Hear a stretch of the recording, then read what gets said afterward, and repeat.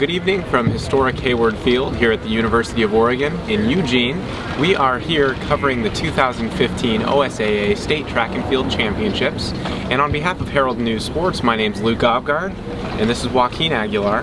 We had an amazing weekend for 1A through 4A athletes from the Klamath Basin, and we'd just like to go over a few of those highlights with you. We'll start with Joaquin. He has some interesting highlights from the 1A and 4A boys that he covered this weekend. Yeah, it was just a lot of, for the 1A, biggest highlight for them, I feel like, was Haley Crane, a freshman from Chiloquin. She finished first in the 400 meters, so that's just great for just a first year. I think she was the only freshman who finished first place for all Basin athletes, so a big congratulations to her. Luke, what was maybe you had, I know, like a 2A had somebody, an individual. Oh yeah, we had Emily Parks this year, a 2A athlete from Lost River, who in her third year at the state championships managed to finish with 4 place medals.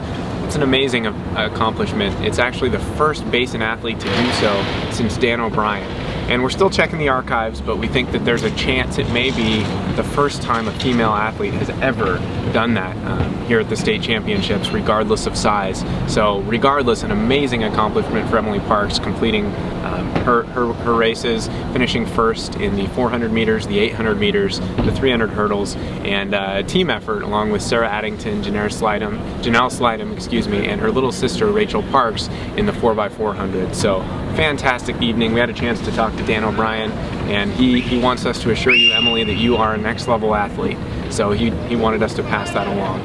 Joaquin, how about some of our 4A competitors? Henley did really well today, didn't they? Yeah, today the boys, they finished first in 4A for that. So I mean, there's a lot of, and then individually, Seth Andrus, he finished first place in the 110 hurdles.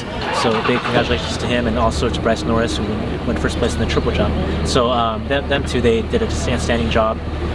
Individually, it was just a great performance for just them. I talked to a couple of the boys, they're just really excited, and kind of just what they were hoping for. It's kind of, and they have a lot of youth too, so that'll bring back a lot of, track that'll be good for them next year. Definitely. And as far as the girls go at the 4A level, we didn't have any state champions this year, but we had Mintu Tarunen of Henley, who's actually a Finnish exchange student, and she did really well. She finished second in the pole vault.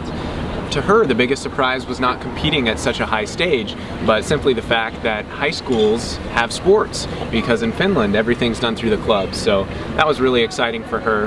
And at the 3A level, we had one more state champion, another repeat state champion in Delaney Hall, who finished first in the javelin for the second year straight, and she also got third in the pole vault. And she's going to go on, she's going to compete at the University of Colorado at the D1 level, so she's going to be quite an athlete for them.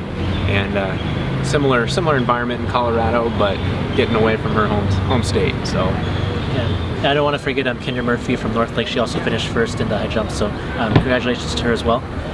So yeah, I feel like we have a lot of photos for you guys and some video for you guys just to look up on our Facebook page, our YouTube page, and our website. So feel free to check those out, give those some likes, and yeah. So I feel like that's kind of basically the gist of this 3-day event, more or less. And don't forget to check out our stories. We'll have some event stories tomorrow in the Herald News Sports section, and we'll be having features published all through the next week or two because we had such an amazing showing by these athletes.